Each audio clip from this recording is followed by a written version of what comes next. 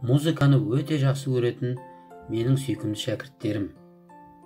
Менің отбасым және достарым бөлімі бойынша достарыңның аттарын түрлі ырғақпен айтуды, түрлі ырғақтарды нотаға салуды, түрлі кейіпкерлер бейнесін музыкамен жеткізу жолдарын түсінуді, музыкалық саяхат арқылы өз туған жеріңмен танысып, түрлі сипаттағы музыканы түсінуді, сәйкес терминдерді пайдалана отырып, музыканы талдауды және талқылауды, өз жұмысыңды талдай алуды және оның іске асуы үшін ұсыныстар айтуды, отбасы, достар туралы әртүрлі әндерді орындауды және өз ойыңнан әуен шығаруды да үйренесіңдер.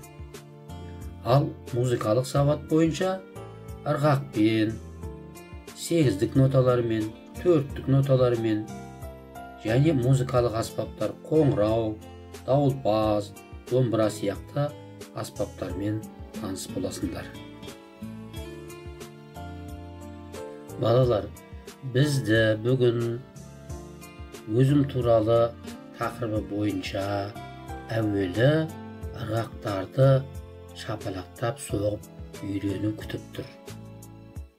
Ол үшін әуелі ырғақтарды зерттеп, дәптерге жазып, содан соң оны шапалақтап соғып үйрену керек. Қазір мына суретке қарап, шапалақтап соғып үйренейік. Бірінші кезекте 3-4 нота берілген. Ол бұлайша шапалақталады.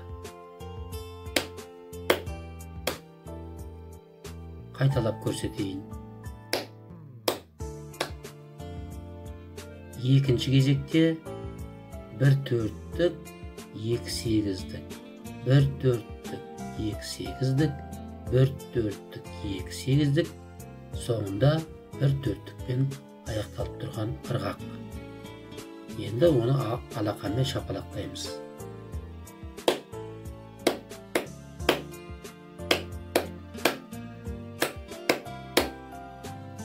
Қайталап көрсетейін.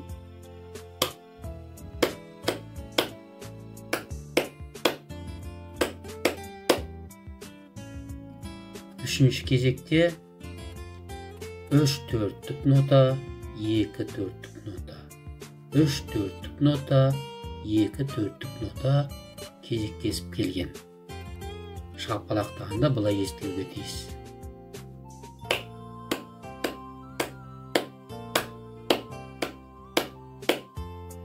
Қайталаймын.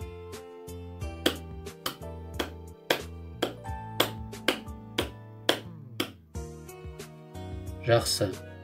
Енді 4-ші кезекте 3-4-тік нота, тағы да 3-4-тік нота, және 3-4-тік нота, соңында жартылық нота. Енді шапалақтап көрсеткенде ол бұлай естілуге тиіс.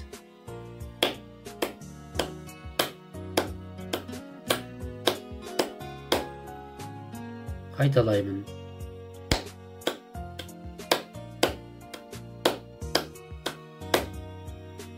Міне, үйде осылай өздерің осы ырғақтарды зерттеп, шапалақтап үйреніңдер.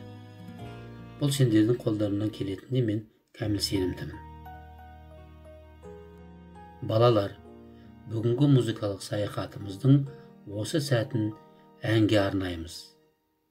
Ән болайықшы осындай деп аталады. Әннің өлеңін де, әуенін де жазған балалар композиторы Айымгүл Меңжанова.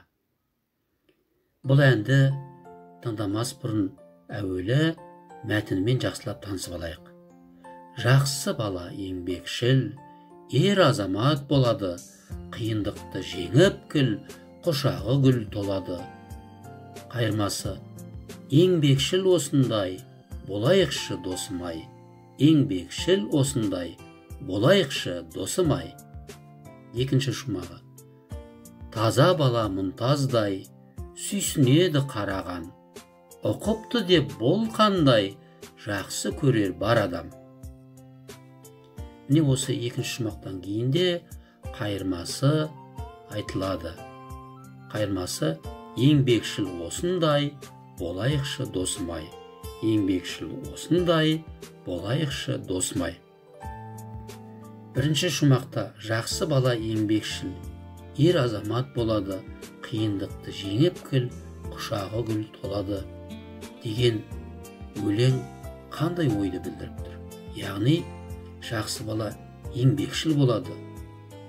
Ол ешқандай қиындықтан қорықпай, сол қиындықтарды жеңіп, тамаша жетістіктерге жетеді дейді. Үлкен қуанышқа бөленеді дейді. Ал қайырмасында міне осындай жақсы баладай бәрімізде болайықшы дейді. Екінші шумақты шолатын болсақ: таза бала мұнтаздай, сүйсінеді қараған, ұқыпты деп бұл қандай, жақсы көрер бар адам дейді. Яғни таза бала мұнтаздай болып жүреді, оған қараған адамдар оған сүйсініп тұрады. Және де ол қандай ұқыпты, қандай жақсы бала деп барлық адамдар да оны сыртынан жақсы көріп тұрады. Мінекей осындай таза, ұқыпты баладай бәрімізде болайықшы деп осы әнде тамаша бір ой айтылған. Енді қазіргі сәтті осы әннің әуеніне береміз.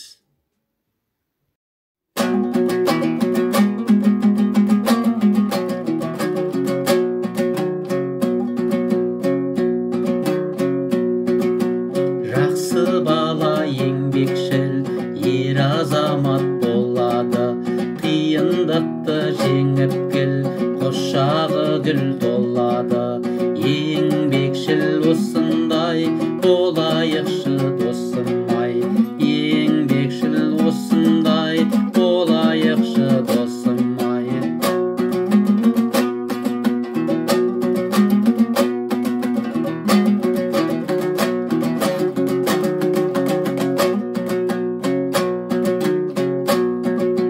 Таза бала мұнтаздай, сүйсінеді қараған, ұқыпты деп болғандай, жақсы көрер бар адам.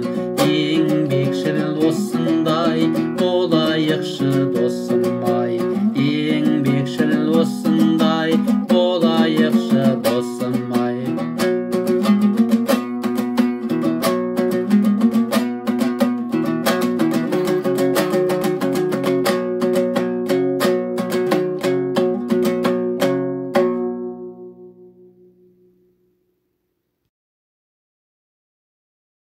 Музыканы өте жақсы көретін менің сүйкімді шәкірттерім, бүгінгі музыкалық саяхатымызды күй тыңдаумен жалғастырамыз. Мен сендерге арнап шығарған балдырған күйін қазір тартып бергелі отырмын. Жақсылап ықыласпен тыңдаңдар.